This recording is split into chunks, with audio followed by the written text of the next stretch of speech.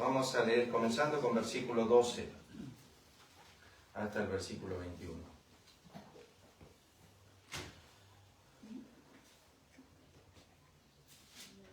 Por tanto, como el pecado entró en el mundo por un hombre, y por el pecado la muerte, así la muerte pasó a todos los hombres, por cuanto todos pecaron.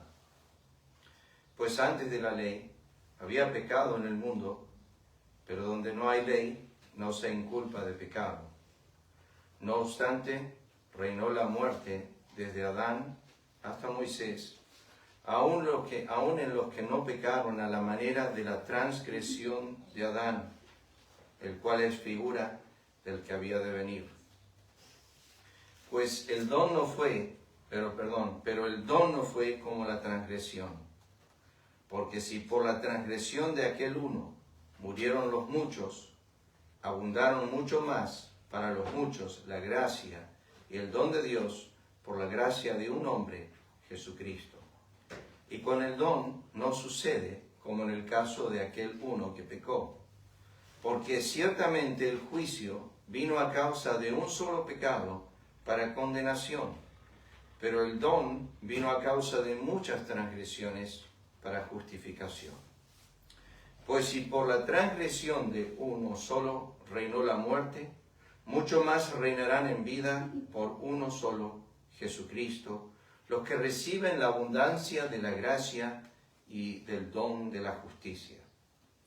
Así que, como por la transgresión de uno vino la condenación a todos los hombres, de la misma manera, por la justicia de uno, vino a todos los hombres la justificación de vida.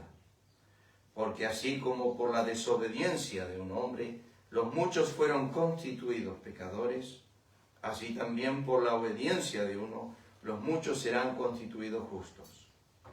Pero la ley se introdujo para que el pecado abundase, mas cuando el pecado abundó, sobreabundó la gracia, para que así como el pecado reinó para muerte, así también la gracia reine por la justicia para vida eterna, mediante Jesucristo, Señor nuestro. Y antes de examinar las Escrituras, vamos a tener un momento de oración. Una vez más te agradecemos, nuestro Dios, por esta gloriosa mañana que nos concedes. Gracias por los que han podido llegar esta mañana. Pedimos, Padre, que bendigas a los oyentes a través de internet y también los que estamos aquí presentes. Guía a tu siervo a poder hablar con humildad, con sencillez tu palabra. Guía nuestros pensamientos al examinar las Escrituras. Pedimos ahora, Padre, tu bendición en el nombre de Cristo. Amén. En los primeros 11 versículos estuvimos hablando acerca de los beneficios de la justificación. En estos siguientes versículos se habla acerca de cómo se fundamenta la justificación y el porqué de la justicia de Dios por la fe. Pero al leer la Escritura, si lo leen una sola vez, obviamente parece un tema bastante complicado, pero me gustaría desarrollar este pasaje con lentitud, obvio, pero me gustaría leer algunas cosas para que piensen nomás. En Romanos 5, versículo 12 al 21, tenemos comparada y contrastada dos temas: la condenación y la justificación. Las palabras de comparación están mencionadas como así como, así también. Se encuentra en versículo 18, 19 y 21. Las palabras de contraste no como o mucho más se encuentran en las referencias de capítulo 5, versículo 15, 16, 15, 17 y versículo 20. También hay una comparación y un contraste entre dos hombres, Adán y Cristo. Aunque no menciona el nombre solamente en el versículo 14, pero hace mención de que por un hombre entró el pecado al mundo y por una transgresión de un solo hombre y la desobediencia de un solo hombre, obviamente está haciendo referencia a Adán. Los dos actos en este pasaje, 12 al 21, esto es solamente un pantallazo. el acto de desobediencia de Adán al comer del fruto prohibido, Génesis 3:6. El acto de obediencia de Cristo cuando murió en la cruz, Filipenses 2:8, por la obediencia de uno. Los dos resultados se ven en este pasaje. Vamos a ir estudiándolo. Desde Adán hubo muerte, juicio y condenación. Tres cosas. Desde la perspectiva de Cristo hubo vida, justicia y gracia. Adán y Cristo son hombres representativos. Toda la creación está o en Adán o en Cristo. Dos personas. No hay más que eso. O estás en uno o estás en el otro. Si estás en Adán, estás bajo muerte, juicio y condenación. Si estás en Cristo, estás bajo vida, justicia y gracia. Es importante también recurrir a la historia de Adán y la historia también de Cristo a través de las Escrituras. Para la mayoría de los que estudian este pasaje, saben que en Adán estuviste incluido. Y si recibís a Cristo, estás incluido en Él. Como la Biblia dice que en Adán todos pecamos, también dice que en Cristo recibimos justicia. Una frase nomás, Romanos 6 va a introducir ese tema más profundo, pero déjenme mencionarles Pablo, los Gálatas capítulo 2, versículo 20. Dice, con Cristo estoy juntamente crucificado. Ya no vivo yo. Dice, con Cristo estoy juntamente crucificado. Él se vio incluido en la obra de la redención en ese momento.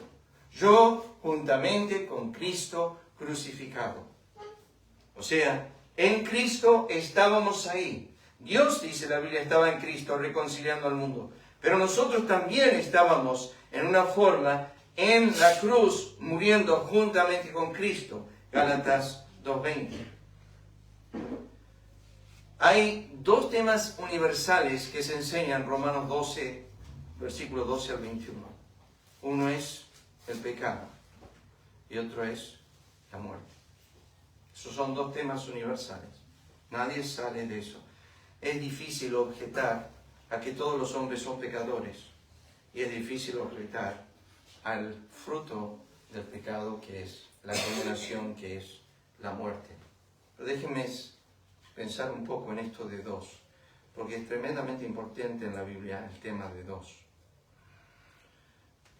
Primeramente que nada, puede ser que nosotros estemos o en Adán o en Cristo. ¿Qué significa eso? Nacer naturalmente significa estar en Adán. Nacer espiritualmente significa estar en Cristo. Nacer en la forma más terrenal es la que Cristo enseñó a Juan 3 cuando está hablando con Nicodemo. Lo que naciere físicamente del vientre de la madre. Eso es nacer en Adán. Eso es tener el arrastre de la herencia que Adán nos dejó. Por ejemplo, miren un solo pasaje en Génesis, el capítulo 5, si tienen ahí su Biblia. Génesis 5. Que la Biblia dice que Dios hizo a Adán a su semejanza. En Génesis, el capítulo 1. Pero cuando llegamos al capítulo 5, versículo 1, dice, este es el libro de las generaciones de Adán. El día en que creó Dios al hombre, a semejanza de Dios lo hizo. Varón y hembra los crió, los bendijo, llamó el nombre de ellos Adán, en el día que fueron creados. Vivió Adán 130 años, engendró un hijo, que dice la Escritura, a su semejanza, conforme a su imagen, y llamó su nombre Seth. Es interesante los rastros, ¿no?, de nuestros hijos. Uno mira a una familia y dice, este debe ser hijo de Lucas o de Jessica, o esta debe ser hija de Onelia. Uno ve ciertos rastros. Pero lo que sí se refleja cuando miramos al espejo y nuestros hijos nos empiezan a gritar, a maltratar, maldecir, y miramos su conducta y nos acordamos de nosotros mismos, decimos, es hecho a mi semejanza, tiene mi naturaleza. Decimos, o tiene el carácter de la madre o tiene el carácter del padre. Cuando decimos estar en dos personas o en Adán o en Cristo, ¿estamos hablando de un nacimiento terrenal o estamos hablando de un nacimiento espiritual? Hay personas que nunca salen del primer nacimiento, se quedan siempre con su primer padre, Adán. La Biblia distingue entre dos pueblos. Fíjense en Génesis, el capítulo 1, un momento. Años atrás, cuando era pastor en el norte, enseñaba este pasaje. en los primeros 5 versículos de Génesis. Dice así, versículo 1, en el principio creó Dios los cielos y la tierra. Y la tierra estaba desordenada y vacía, las tinieblas estaban sobre la faz de la tierra, del abismo. El Espíritu de Dios se movía sobre la faz de las aguas. Y dijo, Dios sea la luz. Y fue la luz, y vio Dios que la luz era buena. Y separó Dios, está esa pequeña frase, separó Dios la luz de las tinieblas. Y llamó Dios a la luz día, a las tinieblas llamó noche. Y fue la tarde y la mañana un día. Escuchen ahora, ¿qué hizo Dios en principio? Separó Dios la luz de las tinieblas y llamó a la luz día. Y a las noches, a las tinieblas, dice la Biblia, llamó noche. Para entender eso, Primera de Tesalonicenses, en el Nuevo Testamento, el capítulo 5. Primera de Tesalonicenses, el capítulo 5. Fíjense lo que dice. Primera de Tesalonicenses, el capítulo 5. Dice versículo 5. Porque todos vosotros sois hijos de luz, hijos del día. No somos de la noche ni de las tinieblas. En el principio, en Génesis 1:5, Dios hizo una separación. Dijo, esta es la luz, esta es las tinieblas. Llamó a la luz día y a las tinieblas llamó noche. Dios separó enseguida una distinción, día y noche. Cristo dijo, hay 12 horas en el día, 12 horas en la noche. ¿Qué estaba haciendo la Escritura? ¿Qué estaba haciendo Dios? Estaba marcando 2 pueblos. Los hijos de luz y los hijos de las tinieblas. Hay 2 pueblos. Escuchen, hay 2 destinos eternos. No 3, no 4. Hay 2. No hay un tercer lugar. La Iglesia Católica enseña que hay un lugar llamado purgatorio. ¿Qué pasa ahí? Tú vas al purgatorio para purgar tus pecados y ahí hacen la misa para los muertos. Entonces el sacerdote te pide un dinero para poder sacar un poco de años, restar un poco de años, de qué sé yo, si es tu padre o tu madre que han ido, que han muerto, y tú eres una persona devota y el sacerdote te dice, tiene 350 años todavía, le quedan. Pero con una misa para los muertos podemos descontar 25. ¿Cuándo sale? Entonces tú pagas, el sacerdote te da un papelito que hace que van descontando los años de tu ser querido que está en el purgatorio. O sea que hay un limbo, un lugar de transición. Los testigos de Jehová enseñan que cuando una persona muere, queda en la tierra, queda durmiendo, de ahí no sale, hasta el día de la resurrección. Los católicos dicen que uno va a un lugar de limbo, o sea, entre el cielo y la tierra, no es el infierno, es un lugar de purgatorio, y ahí se purgan los pecados. La Biblia no enseña nada de eso. ¿De dónde sacaron ese concepto la Iglesia Católica? Se saca del segundo libro de Macabeos, el capítulo 12. Ese libro no está bajo el canón de las Escrituras ni bajo inspiración. Es un libro que la Iglesia puso dentro de la Biblia. En realidad la Iglesia Católica introdujo 8 libros que se llaman apócrifos. Ellos introdujeron esos libros y de ahí sacan esta doctrina, de la doctrina del purgatorio. 2 destinos eternos, o el gozo eterno o la confusión eterna. Lo llamamos el cielo o el infierno. Hay 2 caminos. Cristo enseñó en Mateo 7, el ancho y el angosto. 2 caminos. Medio difícil la preocupación de, ¿sabés qué hay? O sea, todos los caminos llevan a Roma, como decimos, o todos los caminos llevan a Dios. La Biblia dice, hay 2.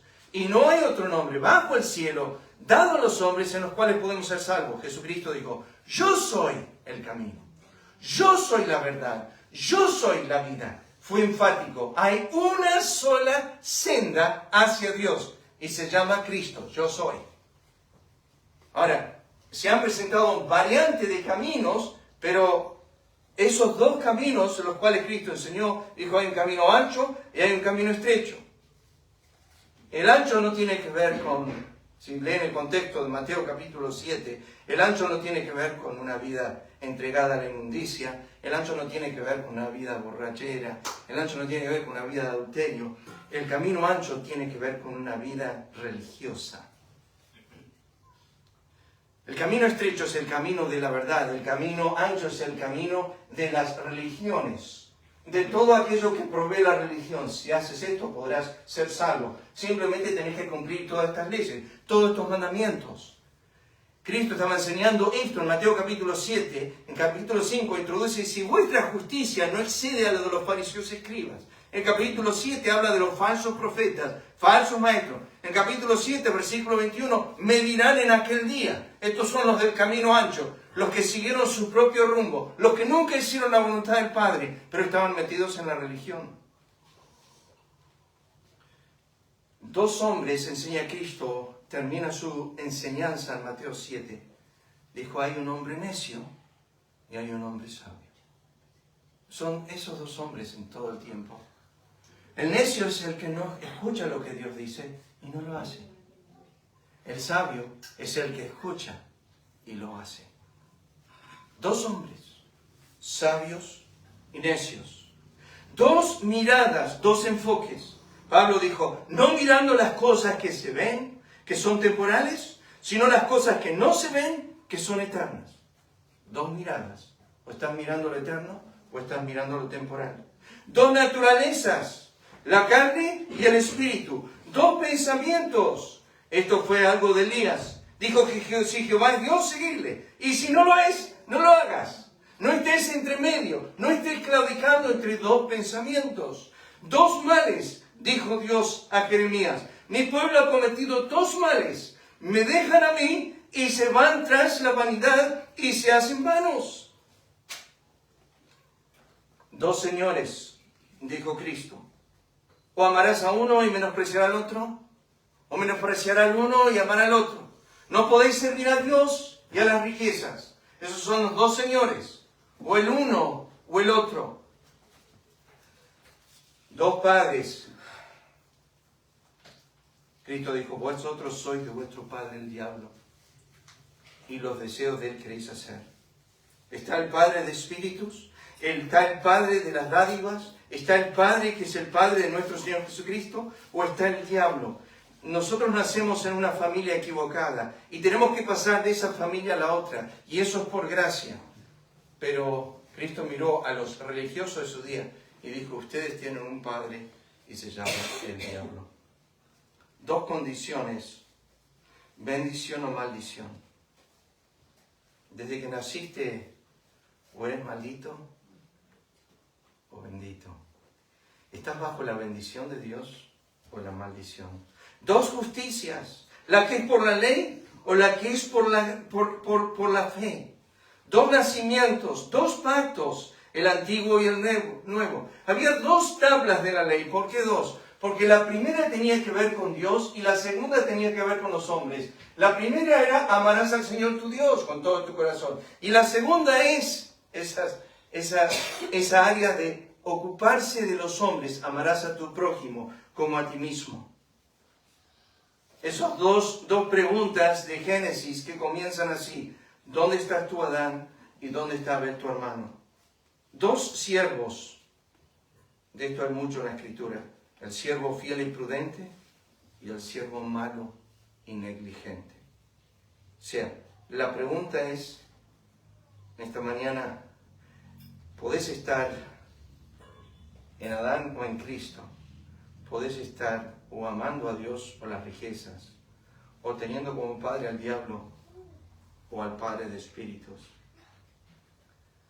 Y si te haces una pregunta esta mañana, interesante, Dios le dijo a Israel: dos testigos. Me hizo pensar a mí esta semana, mientras estudiaba y pensaba en esto: ¿qué son los dos testigos que Dios pondrá? En aquel día, en el día del juicio, cuando estés delante de Dios y quieras excusarte ante Él, la Biblia dice que va a traer dos testigos a la mesa, a la corte. Y vos decís: ¿quién puede ser? Hay dos testigos que están escuchando y viendo todo lo que haces siempre. ¿Alguien se acuerda cómo se llama?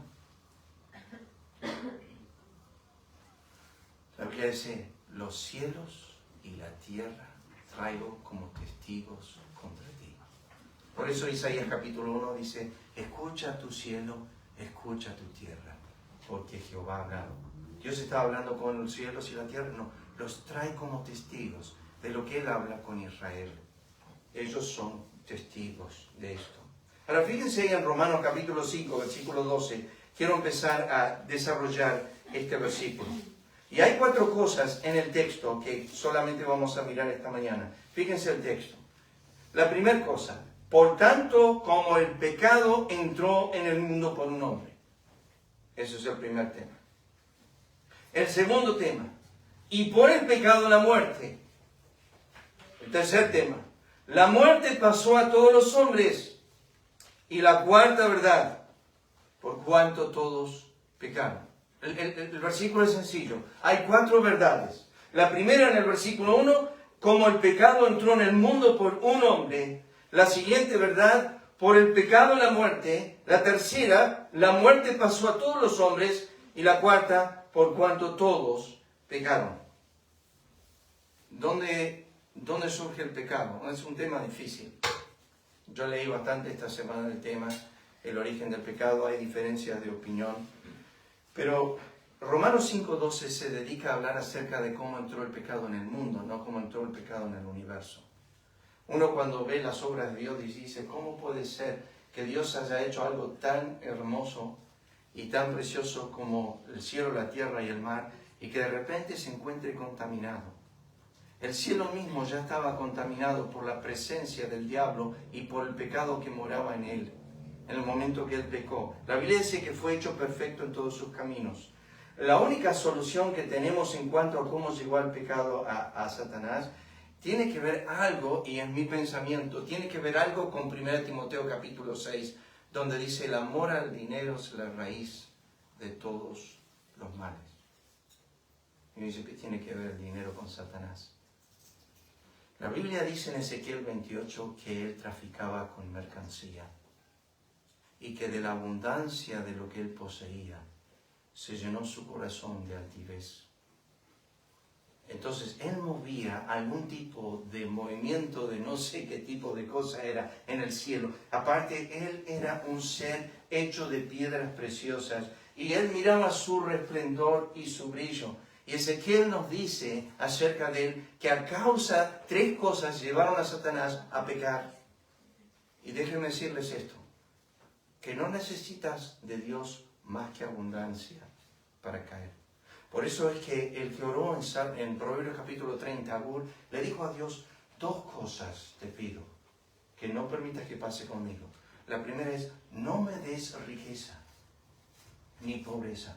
Manténme del pan necesario. No sea que, siendo rico, me olvide de ti y te blasfeme, o siendo pobre, hurte y blasfeme el nombre de mi Dios. Dice, quiero que me mantengas en una relación de pan necesario, ni rico ni pobre. Manténme ahí siempre con lo necesario y lo justo.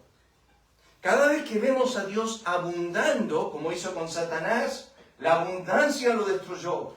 Como le hizo a Adán y a Eva, les dio abundancia en el huerto, lo destruyó. No alcanzó lo que tenían. Y así vemos a Israel con abundancia, lo destruyó. Siempre que vemos abundancia, destruye. Fíjense un momento en Génesis el capítulo 3, porque este es el pasaje en el cual Pablo cita Romanos capítulo 5, versículo 12, cuando dice, en el momento que Adán pecó. Y muchos han escuchado esto, no es nada nuevo lo que voy a decir, pero en Génesis capítulo 3, versículo 6, aparecen los 3 aspectos de lo que florece en el mundo. Fíjense el versículo 6. Vio la mujer que el árbol era bueno para comer y que era agradable a los ojos, árbol codiciable para alcanzar la sabiduría, y tomó de su fruto y comió y dio también a su marido, el cual comió así como ella. Si ustedes se acuerdan en 1 Juan, el capítulo 2, se lo voy a citar el texto nomás. 1 Juan, el capítulo 2, dice esto. Versículo 15. No améis al mundo ni las cosas que están en el mundo. Si alguno ama al mundo, el amor del Padre no está en él. Escuchen, porque todo lo que hay en el mundo, los deseos de la carne, los deseos de los ojos y la vanagloria de la vida. Esas tres cosas es lo que sucede que cae Eva. Esas tres cosas están en Génesis 3:6, cuando está mirando el árbol. Vio que el árbol era bueno para comer, que era agradable a los ojos y que era para alcanzar sabiduría, que era la vanagloria de la vida. Los deseos de la carne y los deseos de los ojos y la vanagloria de la vida. Cristo fue tentado en el desierto en esas tres áreas.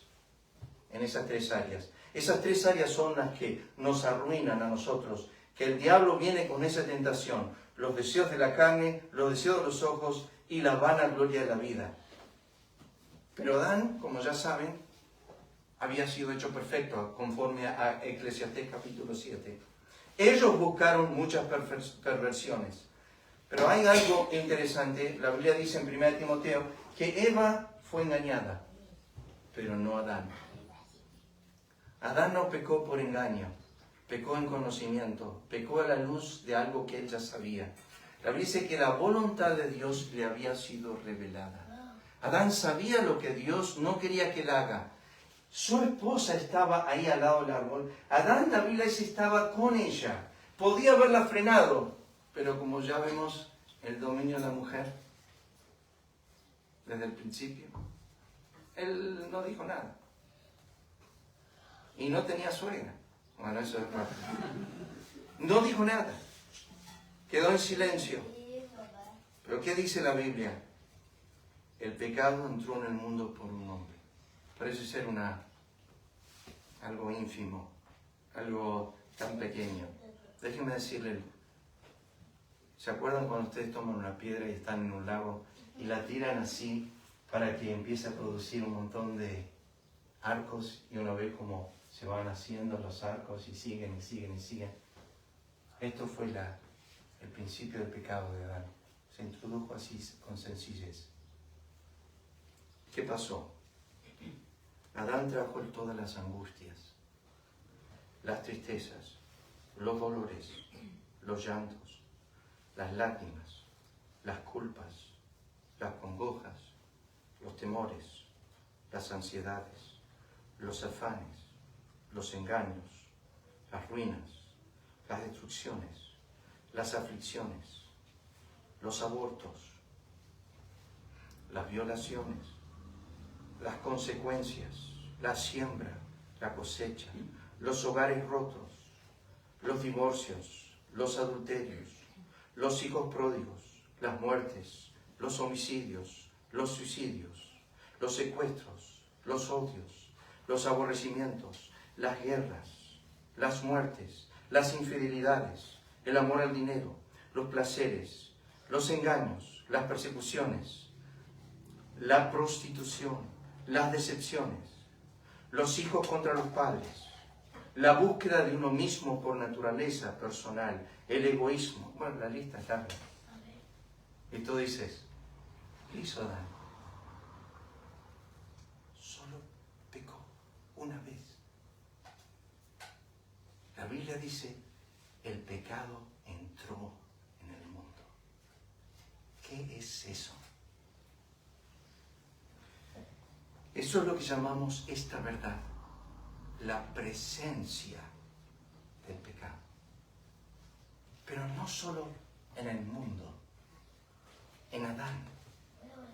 No solo en Adán, porque desde que nacen nuestros hijos hasta que mueren, desde que nacimos nosotros hasta que morimos, sufrimos la presencia del pecado. ¿Qué afecta? Déjenme leerles. ¿Qué afecta la presencia del pecado? Pablo dijo esto. Yo sé que en mí, esto es en mi carne, no mora el bien. El pecado mora en mí. Yo soy carnal, vendido al pecado. Veo una ley en mis miembros que es contra la ley de Dios. La ley del pecado que está en mis miembros. No hay nada sano en mí, dijo David. Toda cabeza está enferma, todo corazón doliente, desde la planta del pie hasta la cabeza, no hay en él cosa sana, sino herida, hinchazón y podrida llaga. Desde que nacemos hasta que morimos, Tenemos un problema serio, y el problema serio es la presencia del mal en nosotros. Cuando la Escritura dice, el pecado entró al mundo por un hombre, entró a nuestras casas, entró a nuestras vidas, entró a mi mente, y de que levanto la mañana hasta que me acuesto, lucho con lo primero que dijo Cristo en Mateo 7, los malos pensamientos, los homicidios, los adulterios. Y si te dice, yo no jamás he luchado con homicidio, pastor, cuando se te cruza alguien con el auto, o cuando andas en la ruta, o lo que sea, de repente alguien se te cruza, y decís, yo, como tipo, lo voy a matar. Y sale eso. Y nosotros tenemos una tendencia al aborrecimiento, al odio, a esa naturaleza pecaminosa. David dijo, mi pecado está siempre delante de mí. No hay nada bueno en nosotros. Y eso se introdujo con lo que llamamos la presencia del pecado. Eso no se va de nosotros, los que estamos en Cristo, hasta el día en que somos llamados a gloria. Así que deja de pensar en tu corazón, ciertamente voy mejorando y yo voy a seguir mejorando estas cosas. Porque un día te vas a levantar y vas a hacer desastre todo el día y te querés acostar y decir, mejor no me hubiese levantado. Te levantás y le gritas a tu mujer, le decís de todo, o te olvidás de decir cosas, o haces un montón de cosas y decís, qué desastre el día. Y podés decir, esto es culpa de Adán. Sí, pero estás incluido ahí. Tú no hubieses sido diferente. Tú no eres diferente. Yo y tú no somos diferentes. Fíjense Romanos capítulo 5, versículo 12, el segundo aspecto. El primero es, se introdujo la presencia del pecado, Romanos 5, 12. Se introdujo la presencia del pecado, pero luego enseguida dice, y a través del pecado dice, por el pecado la muerte. No sé, hermanos, si hay una sentencia peor que esa. Mira, no toques el árbol porque el día que comas del árbol te vas a quemar, vas a perder una pierna, vas a perder un ojo, Dios dijo, te vas a morir. Yo creo que no hay nadie aquí esta mañana que no le tenga miedo a esa sentencia. Yo he estado en un montón de velatorios, de justos e injustos. Muchos me han pedido predicar. He ido a velatorios donde no podía predicar. La gente estaba a los gritos y llantos desesperados. Le gritaban al muerto como si el muerto tenía la culpa. Mujeres alrededor del cajón diciéndole al muerto, ¿por qué te fuiste? Pobre muerto. Está diciendo, yo no tengo la culpa que me fui. Pero estaban a los gritos con el muerto. Y cuando llegaron al momento del entierro, yo siempre he observado eso, que cuando viene el tema de despedir los restos, se pone furioso el tema. La gente empieza a los gritos y cuando ponen esa tapa, todavía un poco de esperanza y llegan hasta el lugar del entierro. Y cuando llegan al entierro empiezan a bajar el cajón. Ahí las cosas se ponen aún peor. Y estaban a los puros gritos. Me acuerdo de un entierro donde no pude hablar. No hay ciudad, ni en la Argentina, ni en el mundo, que no suceda este hecho de la muerte. Y uno se ríe. Le voy a decir, cuando Dios dijo, de cierto morirás, todos los días, cada segundo, mueren 2 personas. 2 personas por segundo. Si hacen la matemática. Aproximadamente 60 millones de personas por año. Pero todos los días, por segundo, 2. Todos los días se cumple la sentencia de Dios sobre Adán. De cierto, morirás. Pero ¿cuántos tipos de muerte hay? Porque cuando miramos a Adán, pecó, no murió. La Biblia dice que murió a la edad de 950 años. Adán no murió. ¿Cuántos tipos de muerte hay? Hay 3. Bíblicamente hay 3. La primera muerte es lo que llamamos la muerte espiritual. ¿Y qué significa la muerte? Bueno, déjame decirte esto. Horrenda cosa, pero si en este momento se muere Johnny, ¿qué es lo que sucede? Él no está más con nosotros. Se produce la famosa separación. Una de las cosas desesperantes de las almas es que cuando mueren tienen la falta de esperanza de saber si van a poder volver a ver a esa persona o no. Por eso cuando David perdió a su hijo, la Biblia dice que cuando David lo perdió, David dijo esto: yo voy a ir a él no va a volver a mí. Yo voy a ir a él. El hijo había nacido, ¿se acuerdan? De Betsabé. Era el hijo del producto del adulterio de David. Y Dios llevó al hijo de David. Lo castigó con muerte.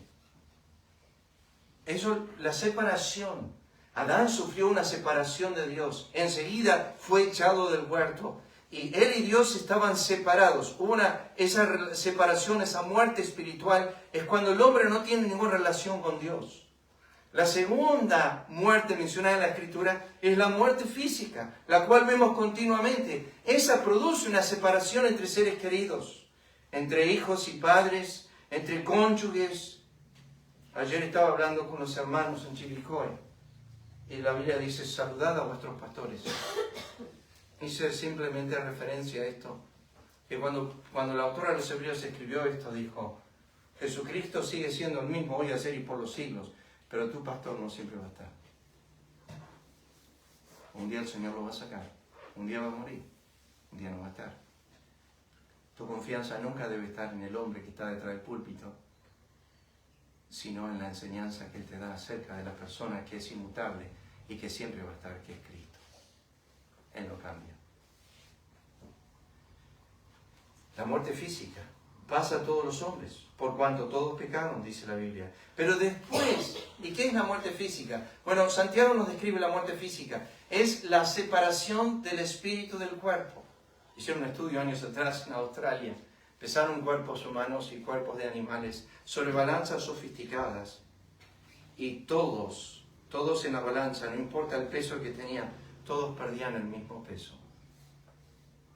Algo se iba del cuerpo en el momento de la muerte.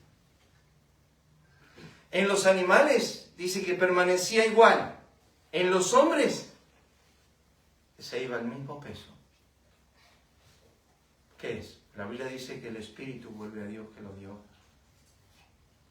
El cuerpo va a la tierra. La segunda muerte. La primera muerte es física, tenemos la muerte espiritual, pero la otra muerte que habla la Biblia es la definitiva, es la última, es la después del juicio de las obras. La Biblia lo llama la segunda muerte y es el infierno. Esa es la separación definitiva.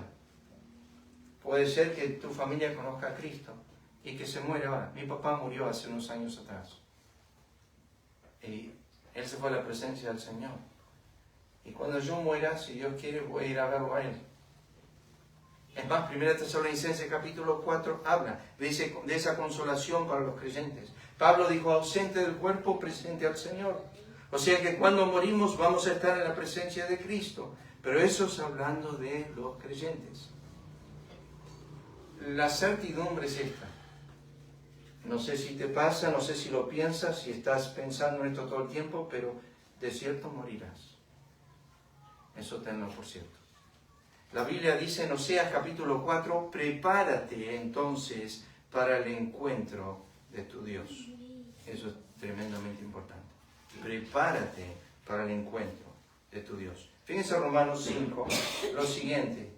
El tercer aspecto del pecado. Primeramente, entonces, el pecado, Pablo menciona la presencia del pecado.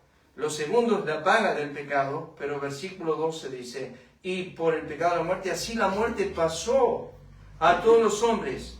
Y esto es el poder del pecado. ¿Qué significa eso? Que la muerte reina sobre los hombres, tiene un dominio absoluto. ¿Qué significa eso? Bueno, déjame decírtelo de esta manera. Nadie escapa de su dominio. No respeta edad, ni sabiduría, ni fuerza, ni riqueza, ni poder, ni planes, ni propósitos, ni anhelos, ni deseos, ni tiempos, ni salud, ni relaciones, ni dominios, ni poderes, ni autoridades, ni posesiones. Todo hombre es débil y se esfuerza ante ella. Su dominio es sobre toda edad, todo sexo, es el aguijón más doloroso. Nadie tiene potestad sobre el día de la muerte. Oye, pero yo tengo planes para el año que viene. Yo tengo planes para la semana que viene. Yo estoy pensando hacer algo mañana. La muerte no pide permiso. Tiene dominio absoluto. La Biblia habla de la presencia del pecado, la paga del pecado y el poder del pecado. Y ese poder tiene un dominio a través de la muerte. No respeta nada. No respeta edad. Mueren los jóvenes, mueren los niños, mueren los infantes. Y la pregunta es esta: ¿por qué mueren los infantes? ¿Por qué mueren los niños? Si ellos realmente no han hecho pecado como para pagar culpa por el pecado. La Biblia dice que ellos mueren por la imputación de Adán. Ellos mueren porque han sido imputados en Adán, porque en Adán son pecadores. Pero no significa que no van al cielo. Pero sí significa que la muerte pasa sobre ellos. Déjame decirte esto. ¿Qué es mejor? ¿Vivir 70, 80 años sin Dios? ¿O morir a los 2 meses de haber nacido e ir a la presencia de Dios? ¿Qué es mejor? Mejor es tener 2 meses o 3 meses y morir a esa edad y ser arrebatado a la presencia de Dios que vivir 70, 80 años sin Dios, sin Cristo, sin esperanza e ir al infierno. ¿De qué sirve? ¿De qué vale la pena? ¿Cuál es el propósito de vivir una vida larga? Si al final y al cabo muero y me voy al infierno sin Dios, sin Cristo, sin esperanza, ¿qué propósito tiene eso? Uno dice: oh, pobrecito, ¿qué hizo el pobrecito para que le pase esto? La Biblia nos da una ilustración de eso. Cuando Dios va a la casa de un rey en Israel que era perverso y lo golpea al hijo con una enfermedad que lo iba a llevar a la muerte, y la esposa se disfraza para ir a preguntar al profeta qué va a pasar con su hijo cuando está llegando, el profeta le dice: mujer de Jeroboam, que te has disfrazado, esta es la sentencia de Jehová. El niño va a morir porque es la única cosa buena en tu casa. Dios se lo va a llevar a su presencia. Porque si sigue en ese ambiente en tu casa, con esos padres que hay ahí, ese chico no va a buscarme nunca. Así que le voy a ahorrar los problemas y lo voy a llevar a mi presencia. Uno dice: yo muchas veces he predicado, mueren para la gloria de Dios. Nacen y mueren para la gloria de Dios. Los niños, cuando mueren tan pequeños, tan pequeños. Y tú puedes decir en tu corazón: pero no está bien que Dios impute el pecado de Adán a los niños. Pero quiero que sepas algo. ¿Cómo va a juzgar Dios a los hombres que van a ir al infierno? Miren esto. Vayan a Romanos capítulo 2 un momento. Romanos capítulo 2. Y vamos a terminar. Fíjense esto. Romanos 2. Versículo 4. ¿O menosprecias las riquezas de su benignidad? ¿Eso lo hace un niño? ¿O no tuvo tiempo de hacerlo? La paciencia y la longanimidad, ignorando que su benignidad te guía al arrepentimiento, pero por tu dureza. ¿Ha podido endurecerse un niño? No. Por tu corazón arrepentido, atesoras para ti mismo ira para el día de la ira y de la revelación del justo juicio de Dios, el cual pagará a cada uno conforme a qué. Los hombres van a ir al infierno conforme a qué? Sus obras. Van a ser juzgados conforme a sus obras. Un niño todavía no hizo qué. Nada. No pudo hacer nada. Entonces, ¿qué hace la gracia de Dios? Dios tiene misericordia de esa persona que no hizo nada. Sproul tiene, en su comentario nomás, tiene una porción preciosa sobre la salvación de los niños. Pero, ¿qué pasa con ellos? Dios tiene misericordia de ellos. O no son inocentes, son imputados con el pecado de Adán, pero Dios tiene misericordia de ellos porque naturalmente, lógicamente, Dios no puede juzgarlos por las obras, porque ellos no han hecho nada en este momento para ser condenados en ese sentido, para pagar el infierno eternamente con sus obras. Pero la Biblia dice que cada hombre que va al infierno pagará conforme a sus obras. Sus obras. Pero déjame decirte esto. Hay 3 formas expresadas de pecado en la Biblia. Uno es lo que llamamos el pecado de imputación. Para ilustrarlo. Si el piloto está manejando el avión y comete un error, ¿quiénes pagan el pato? ¿Cuántos? Todos. Si yo estoy manejando de vuelta, me acuerdo cuando fuimos con Lucas al retiro, pobre, se pegó un susto conmigo. Íbamos al retiro y quise pasar un camión. Y casi no lo hicimos, casi hay que preparar el arpa. Casi chocamos. Pero mi necedad iba a afectarle a él también. Alguien que está manejando tiene responsable a las personas que están en el auto y su necedad hace que todos paguen la culpa. Acán robó del manto y del lingote y de todo lo que había en Jericó y por culpa suya murió toda su casa. En Adán nosotros estamos imputados como pecadores, pero esa misma verdad pasa en Cristo. En Cristo recibimos la misma justicia. No hicimos nada para obtenerlo. Sin embargo, en gracia Dios nos da todo. Pero déjame decirles esto. Eso es el pecado imputado, pero está el pecado heredado. ¿Qué es eso? Eso es, nuestros hijos nacen y nosotros nacemos con la herencia del pecado impregnado en nuestro cuerpo. No le tienes que enseñar a decirle, no toques los enchufes. Mirás a tu hijo y decís, hace algo mal, por favor. ¿Alguna vez? No, le estamos diciendo continuamente, no. Es tener ese porte re mal. ¿De dónde salió? De tus genes. Tú heredó tu naturaleza. Pero después está el pecado actual. Tú puedes excusarte. Tú puedes decir lo que quieras esta mañana. Pero déjame decirte algo. Tú eres por naturaleza pecador. Y mires como mires la vida. Tú puedes mirar hacia atrás a Adán y decir, la culpa la tiene él.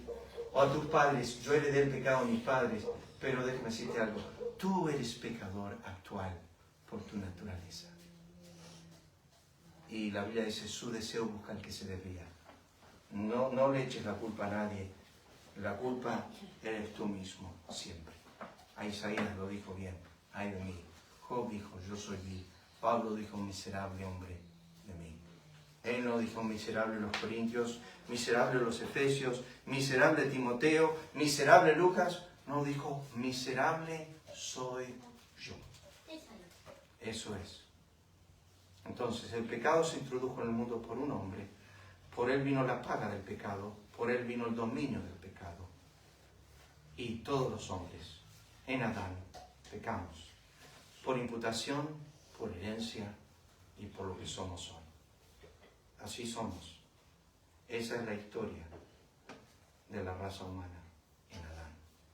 Vamos a orar. Padre, gracias te damos por este tiempo, esta mañana en tu presencia. Bendice ahora en nuestro tiempo juntos. Pedimos, Señor, que bendigas también el resto del día, que podamos buscar honrarte a ti en todas las cosas. Lo pedimos en el nombre de Cristo. Amén. Señor les bendiga.